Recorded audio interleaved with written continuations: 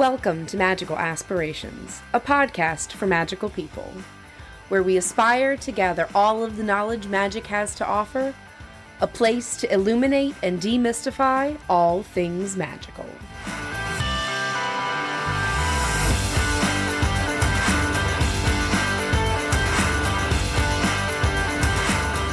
Welcome back to Magical Aspirations. We are starting season frickin' 2.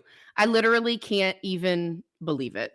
Something that a year ago was in my brain is now on season 2. Guys, we are kicking it back in time just for spooky season, and we are super excited. Obviously, we talk about all kind of magical stuff and witchcraftery here, so we're not going to let spooky season slide by without a bunch of recognition. We've got a ton of stuff planned for you guys for this season. We've been working really, really hard over the break. Welcome back to my beautiful hosts, Adreyauna and Reverend Raven, and we've got some really special and really spooky guests here today. So Reverend Raven, why don't you go ahead and introduce them? Well, welcome everyone. I didn't get to do my caw, so here we go. Caw! Reverend Raven here. Caw! Witch on the Street, coming to you live from the home of Cari, Paranormal Investigator and Psychic. Also joined by Misti Gaither. And I'm just going to open it up and have these ladies tell you a little bit about who they are and what they do. Hi, I'm Misti Gaither, and I am a medium and paranormal investigator here in New Orleans. I am New Orleans psychic medium Cari, and I've been involved in the paranormal here in New Orleans for close to 40 years. Ooh. And Cari is really an internationally renowned psychic, and we are really excited to have these ladies here with us today. Our first guests on Magical Aspirations, talking about the paranormal. Thank you so much for having us and making us the virgins for your paranormal ventures. Yeah. Yay. So let's just jump right in. I've got some questions to ask y'all. What were your first experiences with the paranormal? For me, it started when I was a little girl. The first thing that happened is that I was with my mother, and she was a medium and a psychic. And so I grew up like in the Addams Family home, in a way. It was very full of paranormal psychic readings, spiritualism, seances. And this was in the early 1960s that I came up in that. It was a thing in the 60s. It became a bigger thing in the 60s. The 50s kind of repressed it, and then it came back in the 60s when everybody was kind of trying to get to know themselves and exploring different avenues for self-knowledge. And so psychic, mediumship, all of that stuff became kind of in the forefront again. The age of Aquarius, all of that stuff. And so as I was growing up, the first thing that I actually saw was my mother in a room talking to a chair that was rocking back and forth, and no one was in it. And she told me that she was talking to my grandfather who had passed. And so I saw the chair, I saw it move. I mean, it was happening and it was weird. But as a kid, I didn't really think it was weird because it was my normal. Other people might have felt it was abnormal, but for me, it was the environment that I was growing up in. Yeah. Misti, I know this is a little bit newer of a thing for you. Tell us about your first paranormal experiences. Well, when I was a lot younger, I would see and hear things. And so, but due to the way that I was raised in a very religious home, I kind of had to learn to, suppress everything. And it wasn't until about, 2 years ago that I met Cari, and we just kind of clicked. And I've been on this journey, developing my gifts and just really learning so much about the paranormal. Wow. Well, how do you guys feel like this fits in with your spiritual practices? For me, it is something that I know that there are ancestors all around us. I've always known that. I felt it. I've seen it since I was a child. And so it adds another layer to it. It enables me to communicate with people who perhaps have higher perspectives than I do in this material world. And so I incorporate my honoring of the ancestors, my attention to the ancestors in my spiritual practice. It becomes really part of it. What about you? Well, I think a lot of what Cari said is also applied to me too, because just to be able to see and to speak with those that's passed, I mean, that is such, and when I say it's a gift, I mean, that's really the best way to describe it, to be entrusted with this this gift that we have, and to be able to see those that have passed over and to communicate with them. And it's I just really am blessed with that. And where they are, they see things in a different perspective than we do. We're stuck in the material world. We are in the 3D space, where they're in a different perception of what our reality is. And so they can give us information that can help us to make our way better in this journey that we're in this material world. Yeah. Wow. I feel like where you guys are at doing the paranormal investigation, you're really like putting it to work, putting your gifts to work. Why were you guys led to do investigations? This is something that I had done in the early 90s in the quarter a lot. I was involved with a group of people in the early 90s. They were called ISPR, and they went to all of the famous restaurants, hotels, and they investigated. They did bars, they did paranormal investigations. They were more coming at it from the paranormal and the parapsychology end. So they came in with equipment, magnetometers, all the rest of that. I met them, and I was working at the time as a psychic medium in a place in the quarter, and they came in and we connected, and they said, wow, would you like to come with us and check out all of these places and give us your psychic medium impressions? And so I started doing that, and I kind of let that go around 2000, and I wasn't involved in it anymore. And when I met Misti kind of reawakened that in me. It was lovely. It had been many years, I think, again, 2 years ago. So we're talking about 2020 that Misti and I connected, and it had been about 20 years. Back in the 90s, I'd done Brennan's, the Monteleone. I'd done even some of Anne Rice's homes. Wow. She hired us to go in and figure out what was going on in there when she bought St. Elizabeth's, and also the house that she had on St. Charles.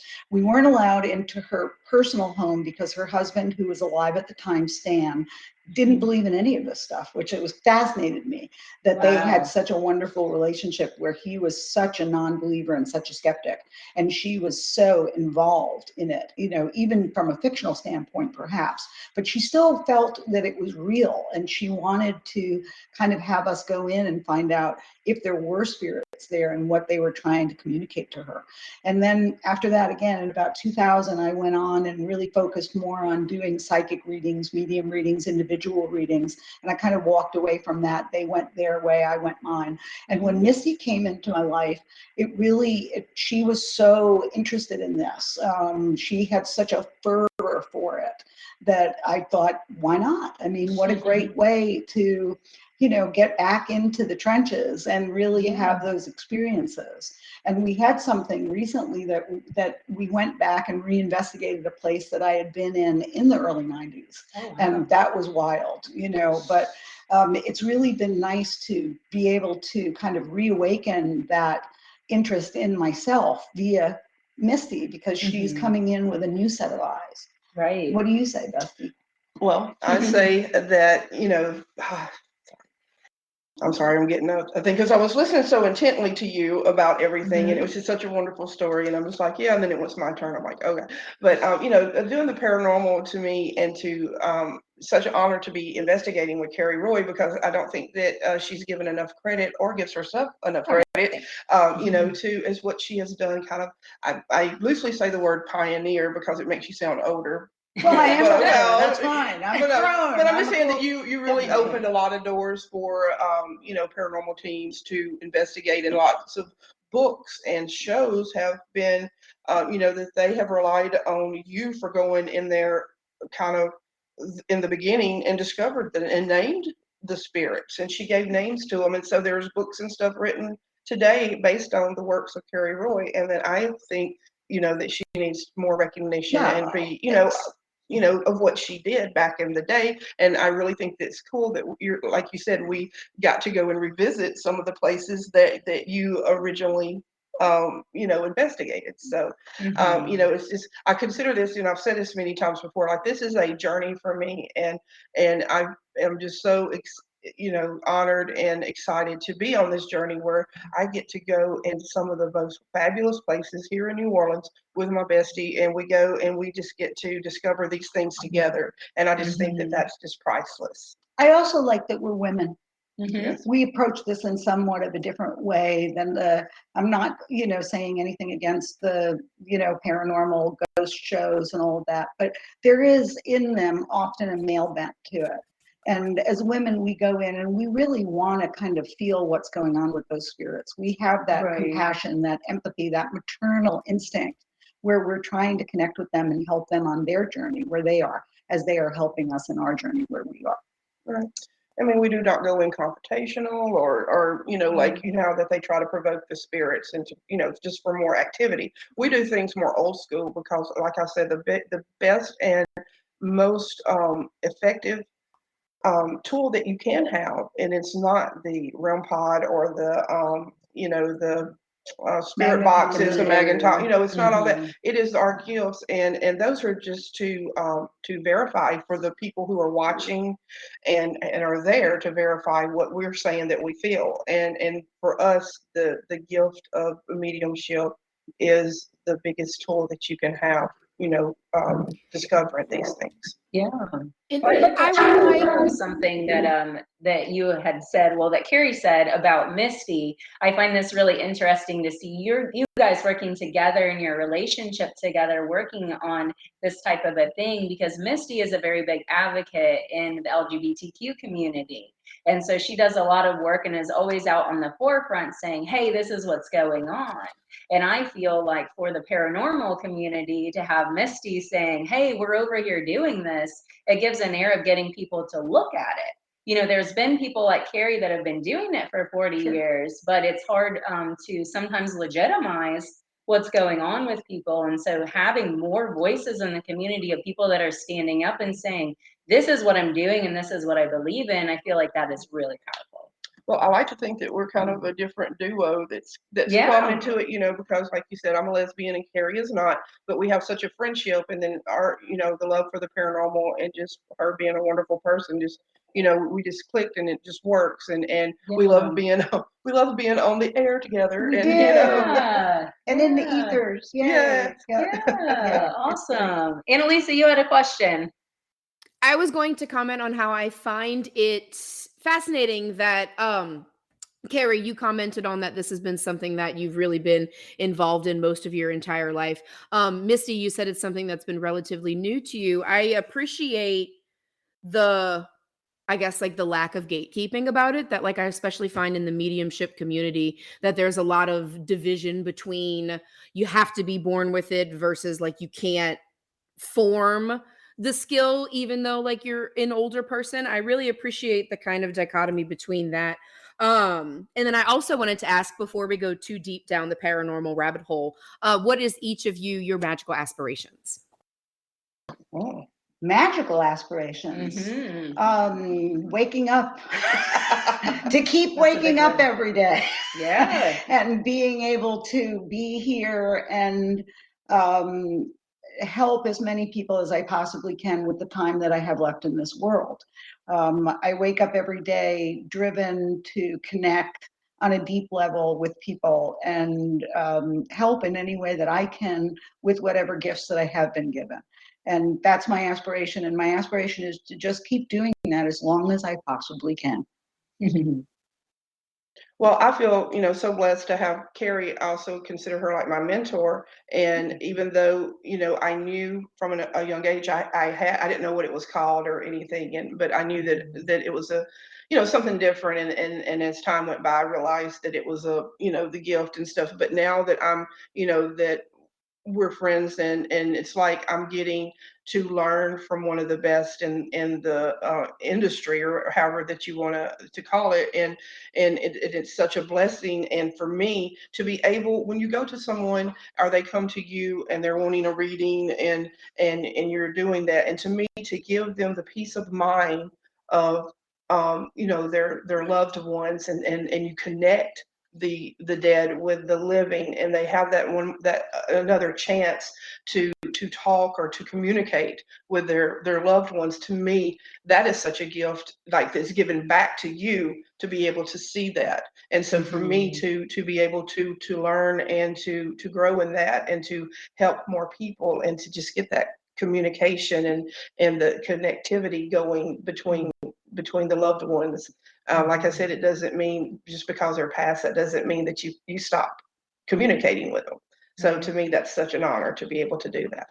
And as an elder, I do feel it is our responsibility to look into the eyes of those who are younger and perhaps are just kind of realizing that this is something that is within them. It's up to us as elders to encourage that and to bring that out, because I am in my 60s. I can't, I mean, hopefully I will be able, my magical aspiration is to do this until I'm 100, but I need the other people to continue this and to find that within themselves.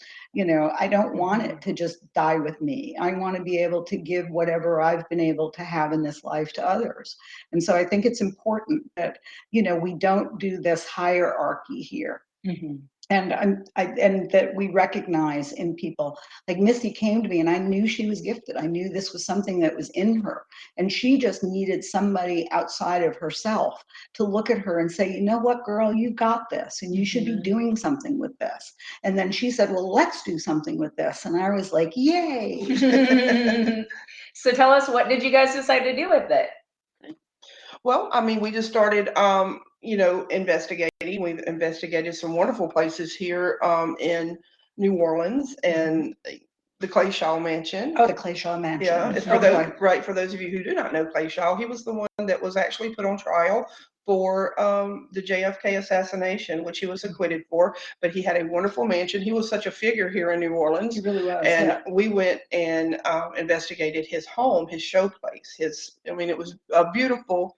And he didn't like us very much. He didn't really like us here because he was keeping a lot of things on the down low when he was alive. Right. One of them being the JFK assassination involvement, but there were other things, that he was a man of many secrets. Yeah. And so when we went in there, he wasn't very happy with that. And so it was a difficult experience for us because, and he kept along with us even after we left that mansion. Wow. Kind of threatening us in trying to say, don't let anybody know what you know now.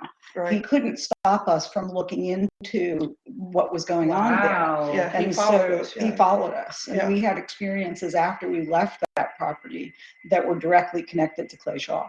One of the things that, speaking of the experience with that, Cari was a guest on my show. We were at the Vampire Cafe, and we were actually talking about the Clayshaw. And I mean, the minute you started talking about it, all of a sudden we had like the huge lights up, and one of them went bam right on there, just as we were speaking of him. Yeah, I got the chills too.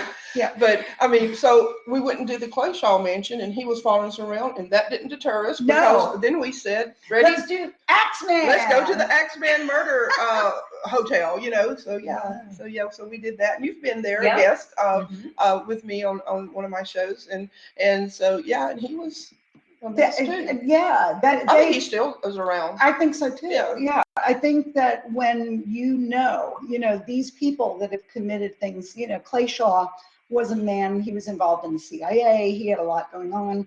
Was he trouble? Probably, and so the same thing with the Axeman. He was doing things that he didn't want anybody to find out it was him. Right. And so here we come in and we're calling him on it, and we are seeing things that, again, he was trying to hide. And so they don't like that. It's just like if you confronted a narcissist or something who is still alive, there's going to be some blowback from that. And so Misty and I have experienced blowback from most of those things. So that leads me to the question, how do you protect yourself spiritually whenever you go into these types of situations? I've been doing this for such a long time that I just feel like I'm battle worn at this point. I don't do a lot of protection spells anymore. I don't do a lot of that stuff. I just feel like that lives in me now. And so I'm also a big believer that this is my reality. They don't live in this dimension. And so this is my dimension. And while I'm in this dimension, I am going to call ownership of it. And so don't F with me. Right. Because you need me to function in this world. And if I say no play, that means no play. And so they may try, but it just takes a strong will to just say, no, I am the dominion. And thankfully, my mother taught me that very, very, very young. She said, they need you. If you don't want to play, don't play. You know, Wow. if they, and we all need to know that. We need to discover our own strength, the same way that we need to discover our own strength in dealing with the living. We need to discover our own strength with dealing with the dead. And the same way that you can draw boundaries and say, this is something I'm going to accept and this is something I'm not going to accept. You go into a place like that with those boundaries drawn. I also believe in cleansings afterwards and doing things like that. I think rose geranium is one of the strongest. I think it blows sage away. I've been saying it for decades. Forget the sage. Do the rose geranium is like the Drano of spiritual clogs. It gets rid of anything that's kind of hanging on you. That's always worked for me. I can only say what's worked for me, but that's something that really helps. And so I use things like rose geranium soap, you know, when I'm bathing every single day, you know, just because it is crazy out there. And so we do what we can to protect ourselves. But for me, it's just learning to draw boundaries. And I'm old enough that I know my boundaries. Right.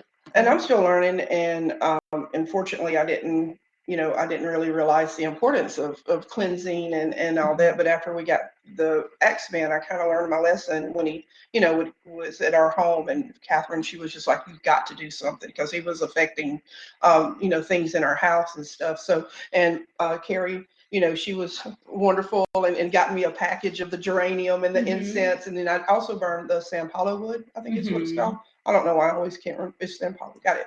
And, you know, I do that and burn that, because if not, then, but you know what, boundaries, like you were saying, is the most important thing that you can do for, you know, to keep them at bay. Because if you do not, because just about every night I have to say, you know, only good, only positive, you know, I have this little thing that I say before I go to sleep, because if I don't, then they come to me and, you know, in the room or in my dream. So I have to have that boundary. If not, then it's kind of like they're running the show instead of us. And then, you know, we have to do that. Right, right. This really reminds me of some conversations that Adreyauna has brought up with working with the ancestors. I just wanted to give you a chance, Adreyauna, to pop in. And what do you think about that? Absolutely yes to all of this. Is really what's coming to mind, and it's so interesting to hear both of y'all's perspectives and on protection and boundaries, because I think when I was going through my own mediumship training under Nicole, I heard her when she was first telling us this, but it didn't click until that first experience. Just like you, Misty, I was in an Airbnb. You know, we were just visiting family, minding my own business. But it was like as soon as I walked into the house, I could just like feel there was like the best way I can describe it is like this suffocating energy. But it loosened up, and I was just like, hello, we're just staying here for a night. We'll be gone out of your hair. I'm only going to be in these rooms. You know, please leave me alone. I wish you well. Just like singing all the things. But then I had these experiences where I just would sleep and I would have these weird like dreams. And I asked the lady of the house, the woman who owned the house, about like, you know, does she ever have any weird experiences going on? And she would say, yeah, there's been like, you know, when I got the house, there was a child who had passed away. And I'm like, girl, you gotta let somebody know. Let somebody know, because most people may not pay that much attention to it, but I was extremely sensitive to what was going on in that house, and it just was absolutely wild. But I, you know, like I made it through, but sheesh, I can't imagine like doing doing the paranormal work consistently. And it makes me think, like, do y'all have breaks, or is it just like, could you do like a back to back? Like, how does that work for y'all? Well, I do back-to-back medium readings every day. Mediumship, the requests for mediumship readings has really increased over the last, I would say, decade. And so in one-on-one readings, I do back-to-back medium readings, but in paranormal investigations, we do take breaks between them because it's very intense. And you are going in there you haven't been invited by those spirits in there. When somebody comes into me, in to get a medium reading, they are coming with the desire to connect.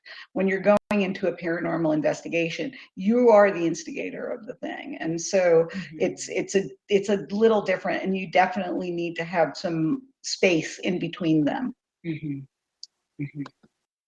That makes a lot of sense. It also makes me wonder, when y'all are investigating, do you describe to me your flow with each other? Is it like I focus, like Misty, you focus on this, and then Cari, you focus on this? Are you guys like bouncing information off of each other? We actually work without a script. Yeah. Like, we do not have really a plan. We don't. We do. I mean, from day one, the very first place that we investigated together was the Andrew Jackson Hotel. Yes. We did it live. We didn't do it like any preconceived notion. We just, and I think that's one of the benefits, I guess you could say, of being a medium, is when you go in and you can automatically pick up, okay, this is where this room, that room, whatever. And so we just, like, I have the equipment, I'm the keeper of the equipment, and we just go in, and first we start talking and explain about the place, and I don't know, we've had this Rapport, this rapport, this relationship where we just bounce off of each just other. go. I tend to be dominant because I'm older and I'm just dominant, so I have to watch that tendency. I tend to like go in and go and I try to hold that back somewhat when we're working together, but it does spill over. That's just a tendency of mine. After years of just being thrown into situations like that, I tend to try to lead it, even though I'm not trying to lead it. And Misty is such a wonderful partner in this, because she really takes what I say and she's then like, okay, well, that's what you're feeling. I'm feeling this too. Let's go to this place. Let's go to that place. Let's go check out this area. Let's go check out that area. We do what's a kind of sweep or a baseline when we go in, where we get a feel of what the space is asking of us. Spirits are very, they ask of us, they draw us to where they want to be communicating. And so that's where the mediumship ability, that's where the psychic ability comes into play, where we can feel where those hot spots are without the equipment. But then what we do is we feel that what those hot spots are, and then we go back in those hot spots with the equipment, and we check out if what we are feeling actually comes to pass in magnetometer readings, in REM pod readings, in spirit box, all of that stuff. Right.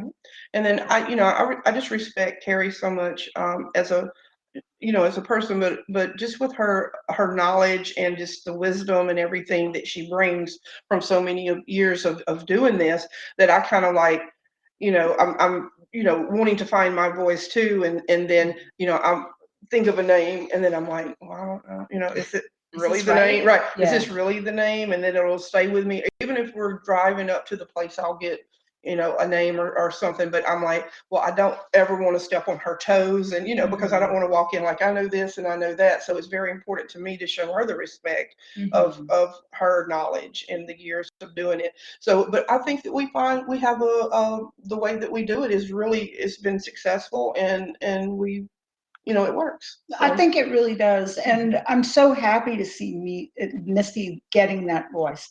I don't want to be, the one who goes in and says, let's do this, because it really is a group experience with Misty and I. It is, we are a partnership in this.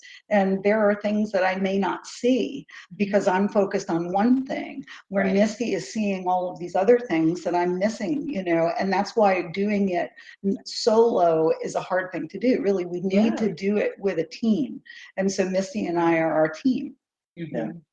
Because like you'll ask, because I appreciate it, but because you'll talk to whomever, like if we're going for the house blessing, or people, like individuals, they'll want us to come, their house, they think they have spirits, and then you'll talk, and then you'll say, well, what do you see? And and I appreciate that, and then I'm not, the word's not afraid, but I'm not hesitant, I guess is the right word, to say, well, I think it's so and so and that, and then you're like, so. Cool. You know, I think that's cool because I know if I wouldn't write, you know, you would say, man, nice try, but no, you know, but it's important, you know. And it just is wonderful to see this grow in her. You know, it really is. It's a joy for me to see Misti, you know, step out and, you know, say what the name is and say what her feelings are, because that's where we all kind of can learn from, is to override that inner critic that sits there and says, no, why do you think you know this? And what do you think, who do you think you are? And blah, blah, blah, blah, blah. And so that's the big thing that we need to quiet in psychic and medium development, is that naysayer that walks around with us. Right. And so it's really lovely to see Misti be able to lose that critic, you know. And something that you guys were saying when talking about working with each other, that, you know, light bulb for me is, you know, you're talking about like giving respect to the other person and their workflow and things like that. Well, that's very similar to how we work with the spirit world. We want to give respect to the spirits that we're working with, and that we're asking them to communicate with us. We don't go in demanding, like, show yourself to me and things like that. Yeah. You're asking them to share messages with you. It's always done with respect with the spirits. And I brought that because of just my generation. I mean, I came up in a generation where you respect your elders, you know, and even if somebody passed younger than I am, they're still, you know, I still honor them with the respect of what their life was here. And it bothers me when I see people provoke spirits. It's like, this isn't a zoo. This is not a paranormal, you know, zoo. It just isn't. It's we're trying to have a relationship with them. We're trying to learn from them. What do they need? How can we cohabitate? Because we are cohabitating, whether we want to admit it or not. At every moment, you're surrounded by spirits. Misti's surrounded by spirits. I'm surrounded by spirits. Y'all are surrounded by spirits. This is the way that we live.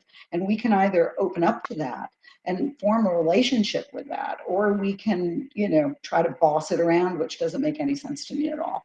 Right. And I assume an important part of that is gratitude. So much. Yeah. It is, because, you know, the way that I look at it, you know, for me personally is, you know, it's just like anybody could have had this gift. But we were chosen, and to me, you have to pay that back in a way by showing respect and by teaching others, and to just have that develop the relationship, a positive relationship between the those that's passed on and the living. I mean, to me, that's part of just not telling somebody, okay, well, your grandmother's here and she says hello. Right. You know, there's more to it. It's you've got to make it a positive. It has to be a positive experience, and if you do your part, it will be. And something that I heard you say earlier was, you know, that you feel blessed that to be given this gift. It sounds like a lot of healers say, you know, that you get a lot from having the gift too. Like when you share a message with somebody, then you feel fulfilled too, it sounds like. Yeah, definitely. I mean, just to see the not only do you feel that because, you know, the person sitting across from you, you know, you see it on their face and they're relieved and they're, you know, they're comforted, but also the spirit on the other side. I mean, they find comfort from that too, to be able to, maybe they've had a message that they've been trying to get to this person for years. And, you know, that even though the time is different there than it is here, but they've been trying to, you know, and that's why some places are haunted, because it's not necessarily evil. They're just trying to get your attention. They're trying to get and so but you're kind of the mediator or the spokesperson, and you're able to deliver the messages. So to me, that's such a, you know, and it brings comfort to them too. And it just like I said, it's a gift. I mean, there's no way to describe it, and a gift is what you do with it. And there are so many times that I have cried after readings, you know, where the client walks out the door and I close the door for a minute and I am just like, thank you so much that you have given me the ability to make that kind of a difference in somebody's life. I mean, and I just cry because it is moving. It is something that I feel so grateful to be able to do. When you see somebody get the answers that they need, get the relief that they need, believe that there is something greater than the pain that they are in. It is profound. It truly is. And for the people that are missing that, I feel for them, because that is so much of what it is about.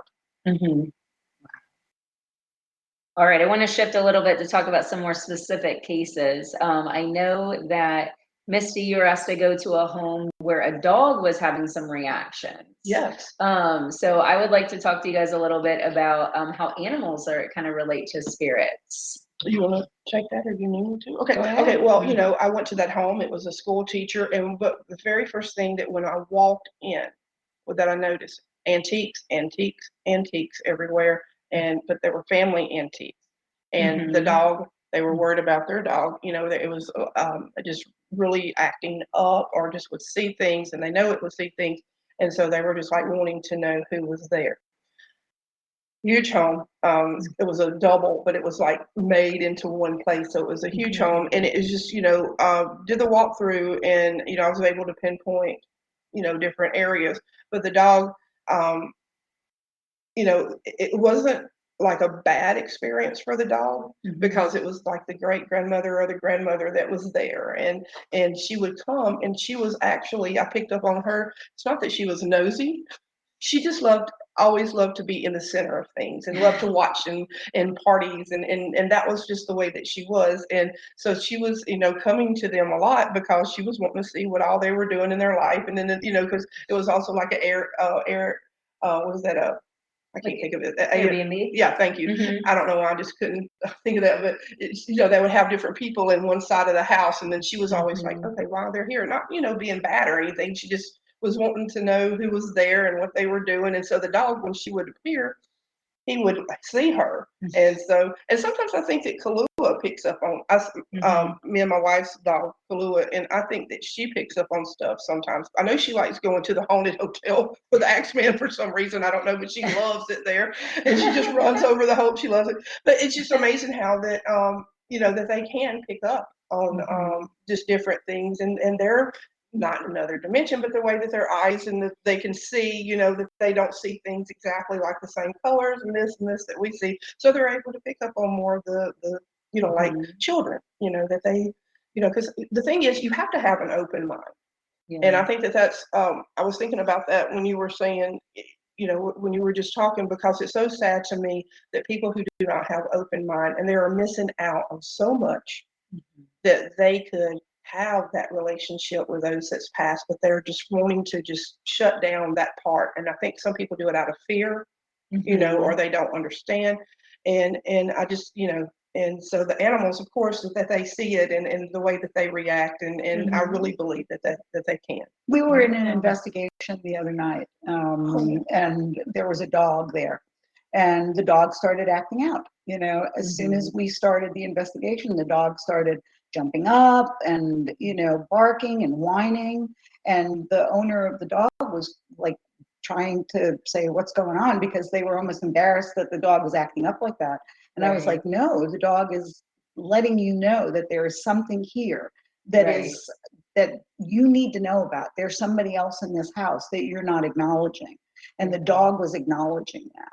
Wow. And I have one dog of mine who is so psychic that she will literally start barking at the door 5 minutes before Misty arrives. It happened this morning. It was like 5 minutes before, and she started barking at the dog. And I said, I know she's barking at the door. And I was like, I know she's coming. I know. And sure enough, 5 minutes later, Misty arrives. But this dog does this all the time, that she's that tuned in. And whether it's just their elevated senses, and I think that that's often why we have psychic ability and mediumship, is that I just have maybe higher functioning central nervous system when it comes to senses. I can see in the dark, I smell, I listened to rock and roll for like 60 years, and I can still hear, so my ears are maybe functioning at a higher way than other people's are. But I think that animals are all very, very psychic, and they see, they definitely know. And I always ask clients when they're saying that they're having things going on, I'm like, does your dog act like it's seeing something that you, does it ever look off in one direction and act like it's looking at something? And there are so many people, they're like, yeah. I was like, well, you need to pay attention to that. Yeah, definitely. Yeah, animals are so cool. They're the people we should be, I think. They are. They really I think so. Adriana or Annalisa, have you ever had a dog that has been acting out psychically that you can tell? Only not super really, but I can definitely, especially in moments where like I'm home alone and like I'll be like just like sitting after work, like kind of just trying to like regain like, perspective on life. And they'll come and just like one of them every now and then will come just like sit in front of me and I'll see them like look to my upper left and or my upper right and they'll like follow something along the wall and then they just like look at me. And I'm like, well, what was it? And they just look at me. I'm like, okay. But nothing too crazy. Yeah, I think I agree with that too. I've seen pets, either I've pet sitted or pets of mine just look at something and they, just acknowledge it and then they go on about whatever that they were doing. I think the wildest thing I've ever witnessed has been Bailey, my baby, my older one.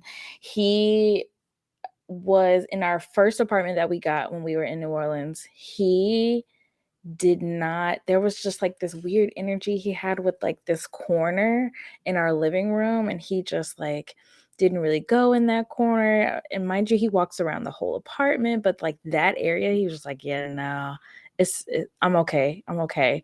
But then like once I started actually like cleansing and like lifting the vibrations of the home and being very protective in my homework, that just almost stopped. And if there was ever like something weird going on, he would always like bark at the back door, which faced a busy street. So it made sense to me that that was just like such a sensitive spot for me or for him. But yeah, that spot was really wild to me, and I'd never witnessed that. So yeah. Yeah, that's been Who's barking? That would be Bailey. Oh, That that's I would be figured. He Bailey. knows you're talking about him. Exactly. He funny. is quite the psychic one. He's very attuned to what we got going on. He knows when we're stressed. He just knows a lot. And he always knows like, oh, we're about to go on a trip, aren't we? Before we even like pack up a bag or anything like that. So yeah, psychic for sure. Yeah, I just always wondered that because I've done a lot of work in animal behavior and I get a lot of questions and complaints and things like that. I'm kind of like what Adriana was saying, like a certain corner of the room, or they don't go in the kitchen, they're afraid to be under the table. And so you always try to think like, was there a negative experience that they had in that location? Or, is there something else maybe going on there? There may have been a negative experience Yeah. in that location before they ever came there, and Right. they feel that because of residual energy. It Right. doesn't necessarily need to be a conscious spirit that's there, Yeah. but something that happened in a particular area of a home holds that energy, and Yeah. animals can sense that often much more than we can. Yeah. Well, we've talked about a few kind of negative or scary experiences that y'all have had. Let's talk about some positive ones and things that you've left and been like, man, this was really rewarding. We're glad we're doing this. Well, the thing with us is that we tend to go to creepy places. So we tend to go to places where there are things that have happened that are negative. And so Yeah. we usually don't go to the happy home. People don't call up because everything is happy in their house. They call us because something is disruptive. So we walk away from it very positive. And we did something in a home a couple months ago where they were really being disruptive by a spirit that was there that really causing a lot of concern and a lot of fear in that home. And we did a cleansing of that home. And Misty ran into the gentleman a little while ago, and he said that nothing has happened that is, Wow. and so that is the positive that we get. Absolutely. The positive that we get is from when the person who has that home and who is in that situation feels relieved. That's the positive. Right. We did something recently at a location that I had done investigation in the early 90s, and we went back in there. And sure enough, those spirits remembered me much more They even said than her I name. They remembered said her them. name They said my on name one of our several equipment. times. Yes. And so that was like a homecoming. Yeah. And I was touched to tears about that, Yeah. you know, here there have been 30 years that have gone between that investigation when I was first brought in there and I returned, and they actually remembered me. And that moved me because I just, that blew me away. It really Yeah. did. That we do make a difference to the spirit world too. It's not just that the spirit world makes a difference to us, it's that we affect the spirits as well. And so that was lovely. It really was. That was definitely a happy experience. Yeah. That's really cool. How often do you guys find or encounter spirits that don't realize that they have passed on, like that are just kind of like repeating their pattern, like it's every day? Like, do y'all encounter people that y'all have to help be like, hey, you're dead? I have a lot in my life had that experience. It started when I was really young, and this is where the idea of time and the difference of time in this world and in other dimensions comes in handy to remember. I think that spirits experience time very differently than we do. And so it isn't that they've been wandering around for what feels like 200 years to them. It may be 200 years. It may feel like 2 hours to them. And so this is something that we always have to keep in mind when we're dealing with spirits. It's not that you just walk into one place and go, oh, there's spirits here, let's kick them out, you know. And that I see a lot, and it drives me crazy because I think we should have working relationships with our spirits. And so you let them know that they have passed. You let them know that there are people waiting for them. They don't always know that, but I don't think that it's because they're stuck. I just think that perhaps their experience of time is very different. That's always the way that I've explained it, and that's the way that it has been presented to me through spirit for many years. That just remember the time stuff, Cari. Remember the time stuff. This is a different time thing here than it is there. I think, I mean, the only thing that I can think of was someone that may be a spirit that didn't really realize that they were dead was when we was at the Andrew Jackson. Oh yeah. There was a spirit there named Mary. She was like the housekeeper or had in a role of a caretaker there. And what was so kind of cool was that I went back, this had to be a few weeks ago, not even a month ago. Our friends had got a room there and they knew that we investigate. So they asked me to stop by just to, check it out. And so I did. And I brought my equipment and she was there. Mary was there. She said her name. She said she remembered me and you. And I just, Wow. yeah. But to back up about I really don't think that she knew at the time that she had passed. She just went through the motions. You could actually have seen her doing the beds. And that's why that they would hear, noises and stuff in a particular room, because that was where, and she would go and she'd fix the bed and tidy things up, and she would just move in like kind of in a loop. Her life is what she was still serving, working there, so that was just something that had stood out to me too, as far as someone not knowing that they had passed. And what our job is to let them know that, in the kindest way possible, that they have crossed. We let them know what year it is. We let them know that there are people who love them, would like to, have them come with them. But we can't really, I mean, I can force it, but I just don't like to do that because everybody has a process, and spirits have a process too.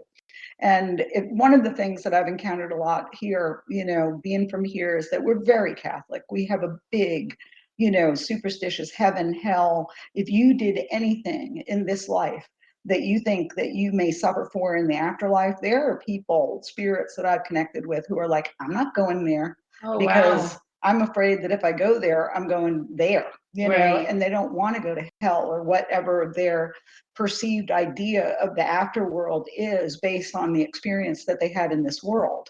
They have been conditioned to believe that they are going to be punished when they die and when they cross over. And so they're like, I'm not going. Not going, forget it. I'd rather stay here, where I know. even though I'm not connected to anybody still in this, property or something like that, I liked it here. I was safe here. I felt comfortable here. I can control it here. I'm afraid if I go that I'm going to go somewhere where I'm not going to know what happens to me. And so you have to reason with them a little bit when it comes to that, and really speak to them from the heart, that they are loved, they're forgiven, that, the afterlife is a place of healing, not a place of harm. Mm-hmm. Wow. That makes me think about pop culture and paranormal. And so my question for y'all is, what movie or show that's in pop culture do you feel is the most realistic of how things actually are in the spirit world? Any movies that you guys have seen or books that you've read that are fiction? I like The Others with Nicole Kidman. Mm-hmm. I thought that was a very well done film. Mm-hmm. I actually liked The Sixth Sense. I thought that was a well done film. Okay. It showed somebody's transition. It showed their awakening to the fact that they were no longer in the world. Mm-hmm. I thought that was a very well handled, even though it was very frightening and it was a horror film and it was scary and all of that. I thought it was handled well. Mm-hmm. And again, The Others. I personally don't watch TV, Mm-hmm. and so it's very funny to me because I've gone and done TV shows that I've never watched. I don't know anything about them. They call me up and say, we want you to go on such and such a show, and I'm like, that's great, but I don't know who they are. Right. And so I show up and do it, and maybe it's a little cleaner because of that, because I don't know what their expectations are. I've seen some shows since I've been on some that I really, really like. I thought Portals to Hell is a really good show. I really think that Jack Osborne is a lovely man, and Katrina Weiner, they try to do the best that they can. They really want to understand what's going on. Yeah. But Misty is more of a fan of this genre. Look, I'm either watching two things on my television. It's either the paranormal or true crime. And you need to stop that true crime, girl. I know. Because I'm like, oh my God. But I do. I'll get you one way. Like, I'll see you on the next show, because it's, The Others is a perfect example. I didn't really think about that until you said it. And I'm like, yeah, that really, and even though it sounds crazy and it was a little, but I enjoy the Insidious, the Insidious chapters, and the way that they have the psychic and how, and to me, some of it's overdone or whatever, but I do appreciate the respect and the way that the psychic is the central character, and then it does how that she is seeing the spirits, and I think part of it is, pretty, not all of it, but pretty much true to how it is.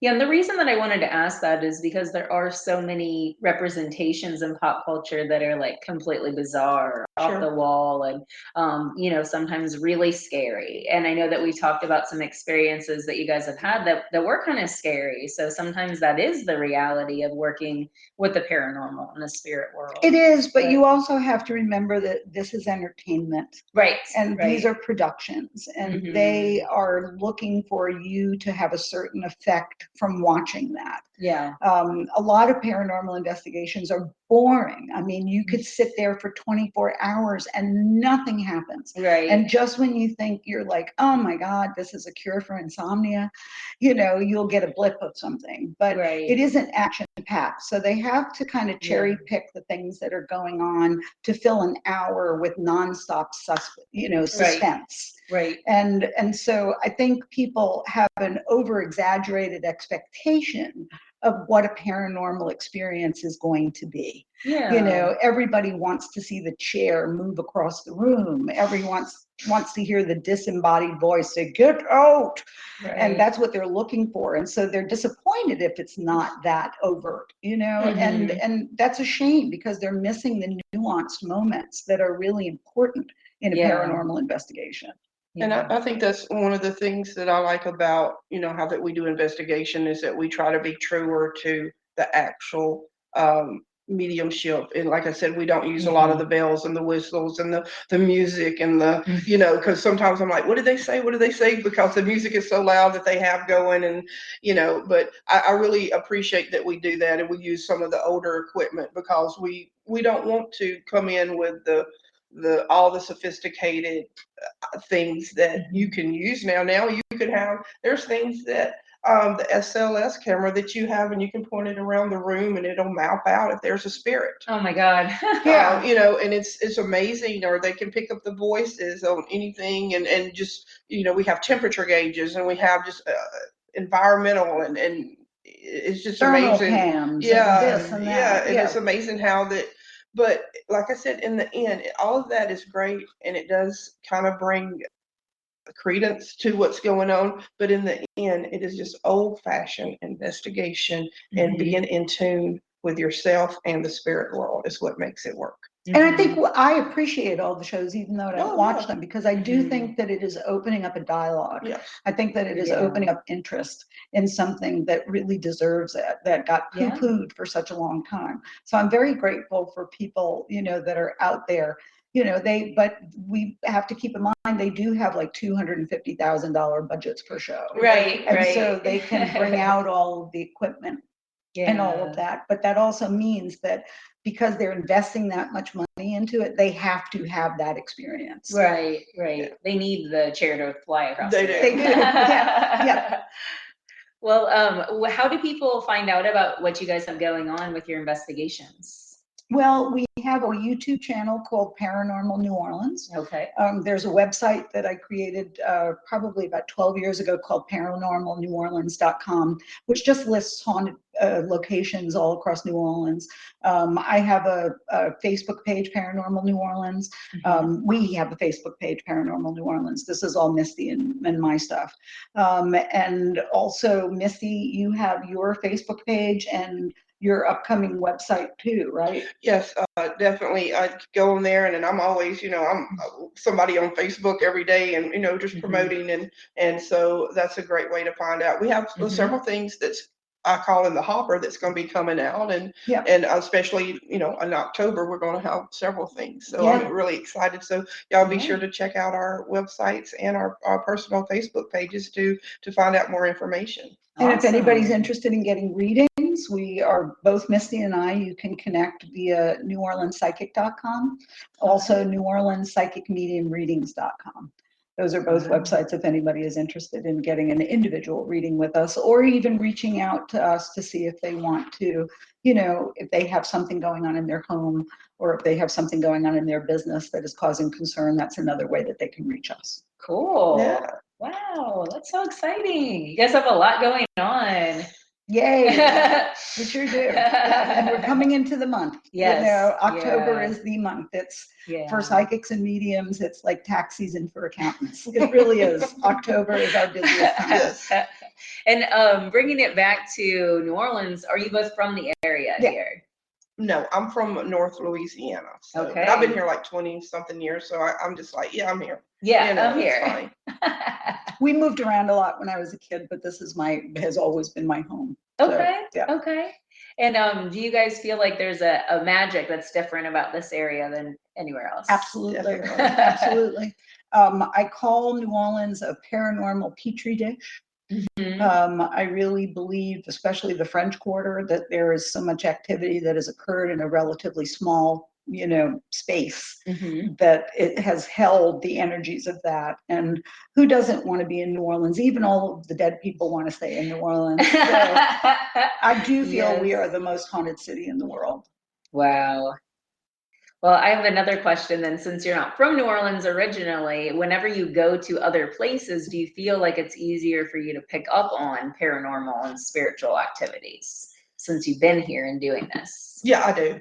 It follows me everywhere. So it's, wherever we go, I pick up on something 24/7? No, it's, but like if there's something there, if we're staying somewhere or we're visiting, or I'm like, I'll tell Catherine and I'll say, oh my God, there's somebody here. And she's like, what? No. It's always in our life, Yeah. And so, does. Yeah. You know, it's just always. And I guess for me, because I do it full time, when I get away, I try to unplug. Right. I don't necessarily, I mean, it still happens where I feel Yeah. something going on. There was in Jamaica about 6 months ago, and there was such a spirit where I was staying, and I was like, please, I'm on vacation. I hear you, but gosh, you know, I just like, I hear you, I acknowledge you, I send you love and light, and you know, if you don't know that you can go, you can. And I went through the whole spiel, but it was something that I didn't really want to experience when I was away on vacation. You know? Yeah. So Yeah. But it made me think, you know, why I asked that question is because I'm from a very rural area in Indiana, and I felt the magic of the city the first time I came to New Orleans, whenever I was 17. I had never felt anything like that before. And since I have been, you know, developing my gifts and, you know, being more open, now whenever I go back home, I feel the energy there, where before I didn't really realize that it was there because I've learned to open myself up. that's great. That's wonderful. I mean, there is paranormal, you know, every single place in the world, there is paranormal phenomenon occurring. So Mhm. it is possible to have it in Indiana. It's possible to have it in Cleveland. It's possible to have it, you know, in Rome. Yeah. It's possible to have it anywhere. I spent a lot of time in England in my youth, and I really went to some really old places. I lived for a minute in Switzerland in a hotel that had a wall from Roman times. Oh, wow. And so I felt a lot there when I was a kid. Yeah. But it is all over. So all you need to do is have the open mind, the open heart, and pay attention to your feelings. Yeah. Honor what it is that you feel. A lot of the time we make the mistake of saying, oh, I'm just making that up. Oh, it's just my imagination. You know, people are not, you can't have like delusional on and off switches. People are either delusional all the time or they're not. If you're feeling something that's different, pay attention to that. Right. It really can open up your world. Yeah. Trust yourself, trust your gut. Can I say something Absolutely. also? If you want to see how cool that Cari and how blessed she is with her gift, be sure to go on to, if you have Discovery Plus or if you have on demand, Portals to Hell, the episode, I think it's the 3rd season, I think the 7th episode, the Malco Theater, and she was the guest psychic on the Portals to Hell show. So really watch that, and you will see her amazing gifts. Oh, I thank mean, you. she Cool. went and just nailed it, and it was just amazing. So if y'all could watch that, that would be really cool. Thank you. I was so honored to do that. I really was. It was a crazy experience. They called me one day, and 3 days later, I was flown to Arkansas. Oh, wow. And it was like plot pickup from New Orleans, drop me off in Hot Springs, and boom. And I knew nothing going in there. They kind of sequestered me in the hotel. They really do. They're a good show. They really are. I'm a little prejudiced because I was on it a little bit, but it was a wonderful experience, and I'm so happy that there are people that are out there that are doing that and that are really doing the right stuff. Yeah. Well, that leads to my question about if somebody is new and wanting to, you know, develop their psychic gifts and the paranormal, where can they turn? What are some good resources? I actually am starting a school, New Orleans School of Psychic and Medium Development. I'm starting that in earnest in October, although it isn't available to the public yet. It will be soon. There's also another thing that I really, really say that everybody who wants to develop their intuitive and medium abilities is really get into meditation. Get into that. Get into like understanding your silence. Understand how things, you know, understand that zone, because that's where we are most open, when we're in that zone. A lot of people say that things happen at night, spirits happen at night. Spirits are available all day long, 24/7. They don't run by the clock. It's that at nighttime, we are more relaxed, we are more open. Understand how to get relaxed and open, and meditation is a wonderful way to do that.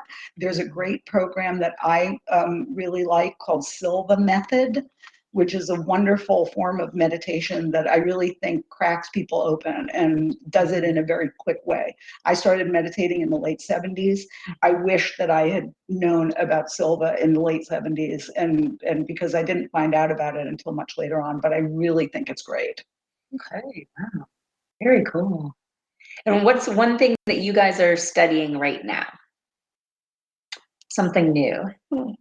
Oh, the Estes method. Yes, the Estes method. Okay. Yes. The Estes method, it was developed in 2016. It's a paranormal, it's like an investigation tool. And what it is you have one person that you have the spirit box that's on your phone. Okay. And it goes to the headphones, and so you can't hear. And then you have the blindfold on so you can't see. And the other person goes over there and you can't hear nothing. They ask questions. And then the person just says whatever comes through on the spirit box, and you see if the questions match, the answers match up to the questions. Oh, and we've done this super on cool. our last 2 investigations. Yeah. Very effective. Very effective. Yeah. that's cool. Is there something new that you're studying right now? Well, the things that I'm studying don't have much to do with paranormal anymore. Yeah. I'm studying things like, how to launch an online school. Yeah, Just yeah. the technical things that nobody ever wants to learn. But Yeah. I'm learning new ways to kind of get the information out there into the world. So yeah. That's really important. I feel like we're always students of life. There's Right, always right. something that we're learning and studying. So whether that's, a spiritual gift or ability, or that's a new technique, I feel like there's always something new to learn. I think we're about ready to wrap up. Do you ladies have any additional questions? No, I think we've pretty much covered just about everything I was hoping we would. What about you, Adreyauna?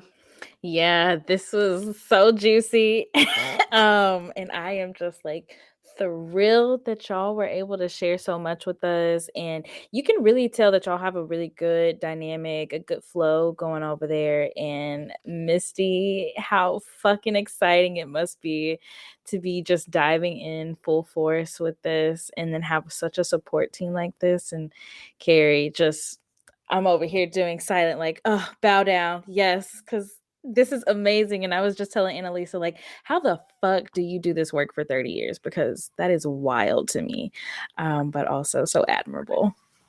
Thank you. Thank you again. I feel very honored to be able to do that and hope to be able to do it till I'm 100. Yes. And next time you guys will have to join us in person. Yes. Absolutely. Well, thank you again, ladies, for joining us. It's been my pleasure. Cari Roy and Misti Gaither talking about the paranormal. We are really excited that you guys are going to be our first episode of season 2. Woo! Yeah. So on that note, we are going to sign off. Stay magical, people.